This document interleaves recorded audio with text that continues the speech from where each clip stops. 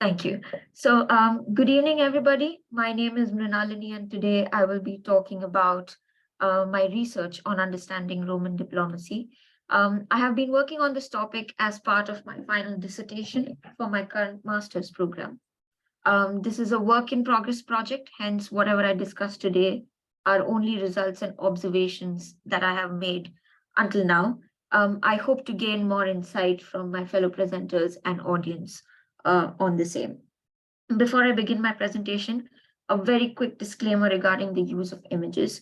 I have used images in this presentation that are credited to the Fingal County Council Ireland, the Kerala Council for Historical Research, Palma Research Center Kerala, World History Encyclopedia, and Wikipedia, and these are solely intended for representation and explanation purposes. I do not claim any ownership or copyright over these images, and all credits and rights belong to their respective organizations and copyright holders. Thank you. Moving on. So, established in 27 BCE, following the fall of the Roman Republic, the Roman Empire lasted up until the 5th century CE, when the Western Roman Empire declined. In 285 AD, Emperor Diocletian divided the empire into the Eastern and Western Roman empires to manage its vast territories more effectively. The empire's borders extended from modern-day Britain in northwest to the Euphrates River in the east, and from the Nile River in Egypt in the south to the Danube and Rhine rivers in Central Europe. I will be focusing on activities on the northwest frontier around Roman Britain and the southeast frontier around Egypt. A little revision on the conquests of both the edges of the empire.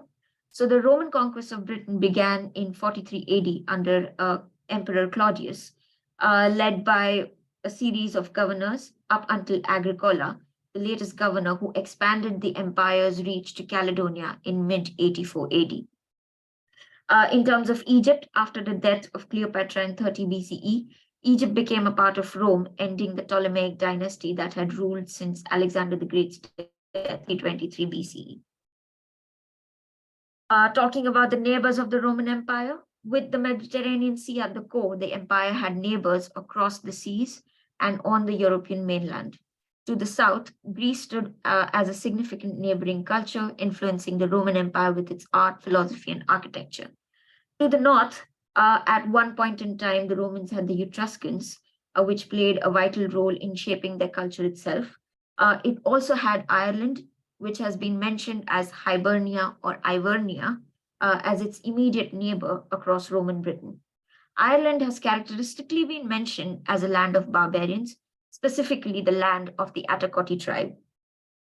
The Roman Empire's interactions extended far beyond its immediate borders, reaching the distant realms of the Parthians and succeeding the Sassanids and various Indian kingdoms. This dynamic relationship involved both conflict and diplomacy, leading to territorial changes and shifts in power over time. Beyond the Sassanids, the Roman Empire's trade and cultural connections extended into the Indian subcontinent. Various Indian kingdoms, such as the Kushans in the north and the Satohanas in the west of India, engaged in commercial exchanges with the Roman Empire, facilitating the flow of goods and ideas across vast distances. The political scenario in India.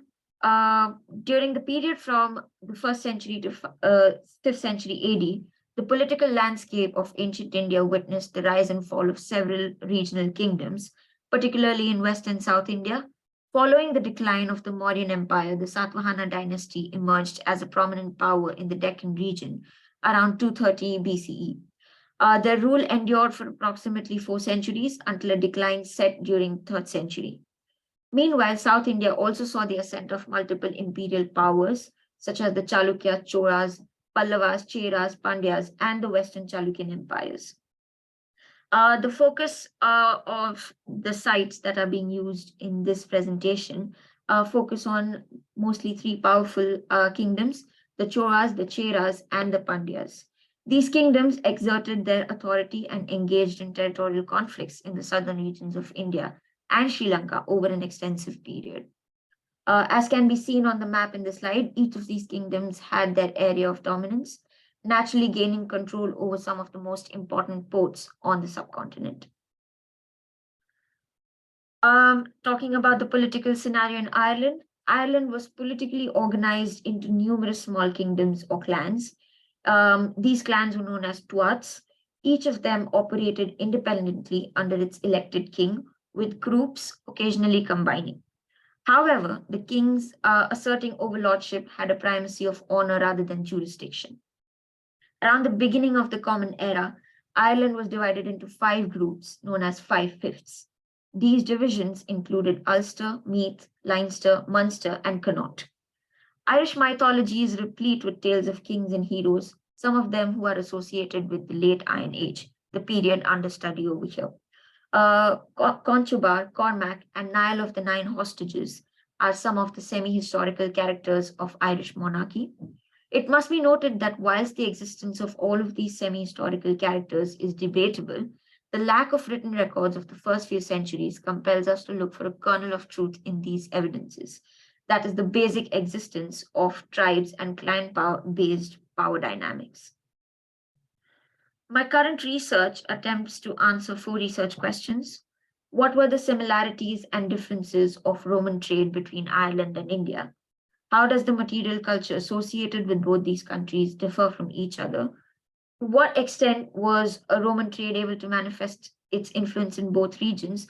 And what does the existing trade evidence speak about international relations of Rome with India and Ireland? Whilst Ireland has always been compared with Scandinavia and Germany and Netherlands due to the similarity of the material culture available, I'm going to compare it with India despite the massive difference in scale because of its geographical position strongly.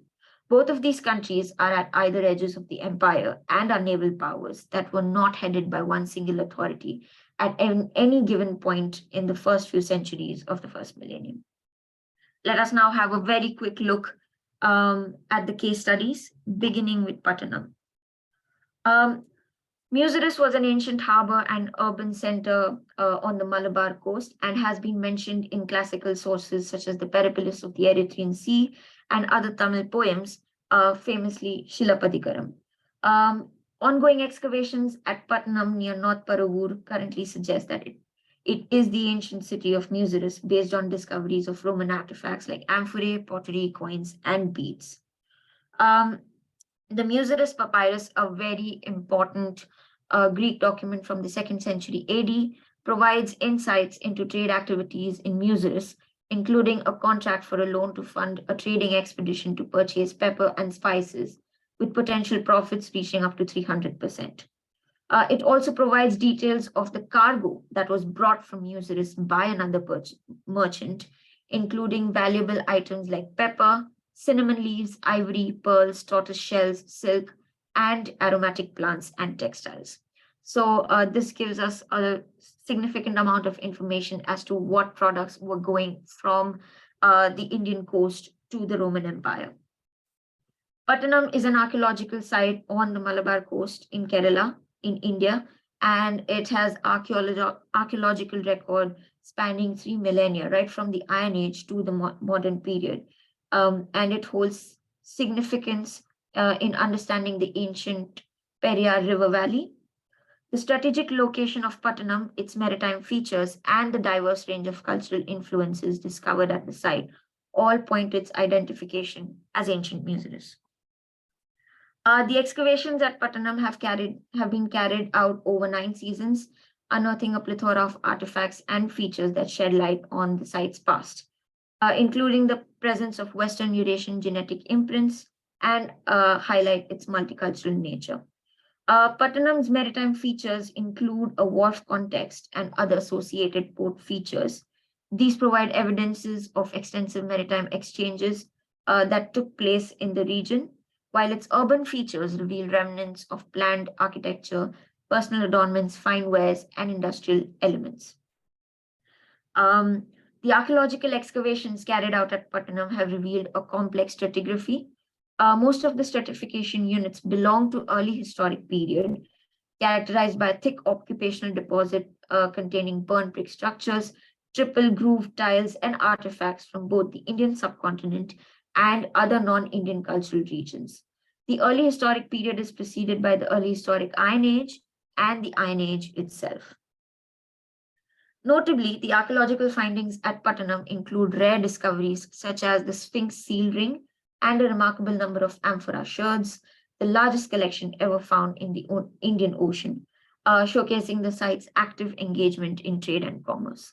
Some other important finds include a wooden canoe made of Anjali wood that dates back to 700 BCE, 9 bollards of teak wood that were used to moor ships, a plethora of botanical remains such as seeds, nuts, fruits, and spices, various types of pottery that, apart from amphora, include turquoise glazed pottery, roulade ware, and local pottery, crucibles and iron slag, glass fragments, painted glass, mosaic glass, gaming counters, and fingering stones or pendants, copper coins, which also include early Chera coins.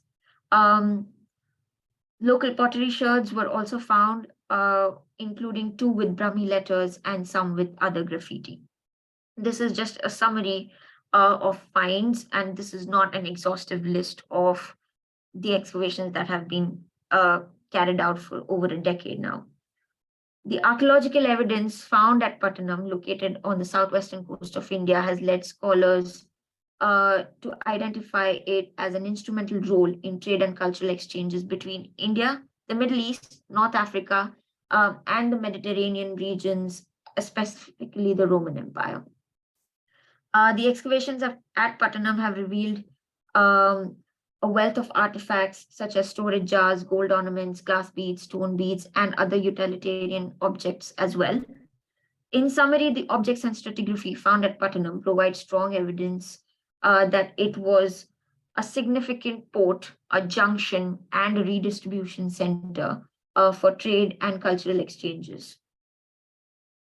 Moving on to our next case study, which is Drumanagh, which is located on the eastern extent of Dublin, facing the Irish Sea and British coast. As Ireland has been mentioned in fragments across classical literature and written material, it comes only towards at the end of the 5th century. There is scanty evidence of the mention of Drumanagh. However, scholars have come to a consensus that the province of Menapi, mentioned by Tacitus, indicates Drumanagh. Drumanagh is an extensive promontory fort situated on the east coast of Ireland, covering approximately 40 acres and characterized by 3 closely spaced ramparts of earth with intervening ditches. The initial suggestion of Drumanagh's association with Roman trade came from Barry Raftery in 1994, who noted the discovery of a sherd of 1st century Gallo-Roman Samian ware within the fort's occupational soil. This finding, along with the recovery of 2 2nd century Roman coins, led to Drumanagh coming under significant spotlight, and it has ever since been the apple of the eye of Irish research. Archaeological excavations at Drumanagh. There were ploughings in 1970s and a lot of illegal metal detecting that yielded a range of artifacts of both native and Romano-British origin, but this cannot be considered as a proper archaeological excavations. However, Drumanagh has now been taken over by the Fingal County Council, and under the leadership of community archaeologist Christine Baker, excavations have been carried out since 2018. The site is currently in its 4th season of excavations. The primary aims of all these excavations were actually to study the Martello Road and the tower over there and its effects on the underlying materials. However, the excavations have revealed significant amount of artifacts and records of prehistoric times, Iron Age, and late Iron Age. The current season is examining anomalies detected through the geophysical survey and exploring various topographic features focused on the late Iron Age. Each season has produced a rich artifact collection for each period, although the focus of these excavations has been the Martello Tower. The late Iron Age period had given out some important finds, such as Gallo-Roman Samian ware, pins of early medieval date and medieval pottery, a range of artifacts of both native and Roman ware, over 40 ingots of copper, bronze, and brass, numerous bone tools, bone points, and bone needles. There were moderate fragments of slag, burnt clay, kitchenware, fine dine and tableware, olive oil residue with amphorae, and 18 Roman bronze coins that date from 81 AD to 150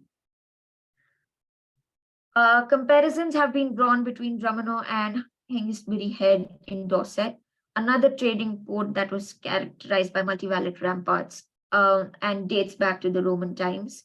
This parallel suggests that Drumanagh may have served a similar function and facilitated exchange of goods and functioned as a distribution center for the Romano-British world. The excavation findings also suggest that it may have been a site of production of different types of artifacts such as textiles, pottery, and also a point wherein it may have exploited the mineral wealth available on the land. Moving on, let us quickly look at the similarities and differences of both the trade routes. So Roman trade with India started around the beginning of the Common Era following the reign of Augustus and his conquest of Egypt. As for Ireland, Hiberno-Roman relations refer to the relationships that have existed between Ireland and ancient Roman Empire, which lasted for a long time. Trade was certainly being carried out, as Tacitus's literature says so. Similarities of the routes were that both Ireland and India were seafaring trade routes. Both these regions did not have one single kingdom or a ruler or a flag ruling them. Therefore, the Roman Empire was dealing with different powers from the same landmass.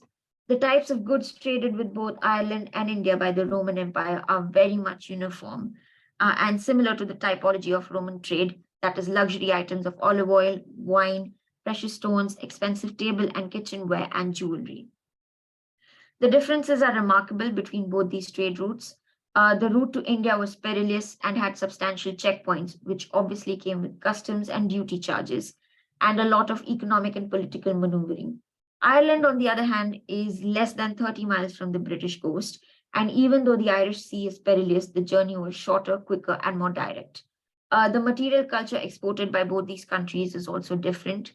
While India exported spices, textiles, decorative pieces of furniture, plants, animals, and jewelry, Ireland is known for the trade of human slaves and forest dogs that were used in the Roman military.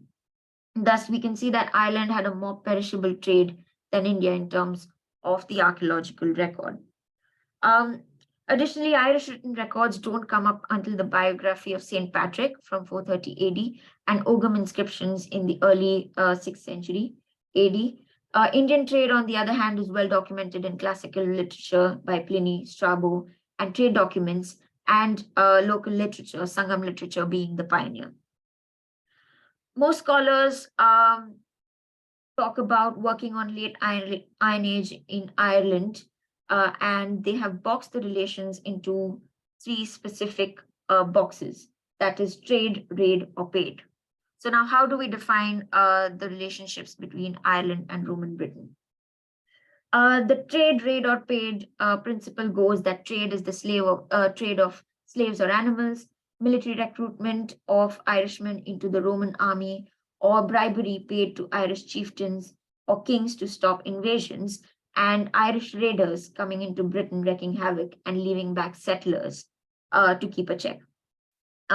Shane Kent in 2019 poses a theory of client kingship between Ireland and Roman Britain, wherein Ireland is the client king and the Roman Empire is trying to keep a puppet authority to maintain peace on its own actual boundaries and frontiers.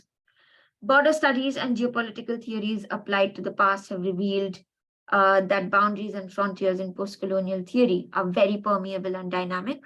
Countries and empires then could not have afforded a closed economy as per its textbook definition. It is possible that Ireland had a very dynamic relationship with Roman Britain, having tensions of being the immediate neighbor and yet having significant amount of trade. This is so because even though Ireland may or may not have rejected the Roman influence, Britain was the nearest landmass to it. This means it also had the heaviest influence on it too. Trade from Gaul and Italy and Scandinavia and Germania would have had to pass through the British mainland in order to cross the Irish Sea and reach Ireland. A journey from Spain was not yet known. To quickly conclude, Were the research questions answered? There has been a partial success. Roman diplomacy clearly had different power cards for different scenarios. While it did exert military power on territories on the European continent and all over the Mediterranean Sea, its policy of client kingship may not have been very successful with Ireland. Being a nearby sea power, an immediate neighbor, it is a different ball game to be played altogether. You have to make sure that they're not upset, and at the same time, there is a tension between both entities as to who strikes first to invade. At the same time, apart from this, trade and migration of people carried on such that the ultimate influence was the reaching of St. Patrick on Irish land, bringing with him the end of polytheistic ritual based religion and onset of Roman Catholicism. The future scope for this particular subject is that it can be carried out into formal research dissertations and PhDs. And this topic can be, like other countries, can be compared against Ireland with other seafaring neighbors with a more detailed database. That's all from my side. Thank you very much.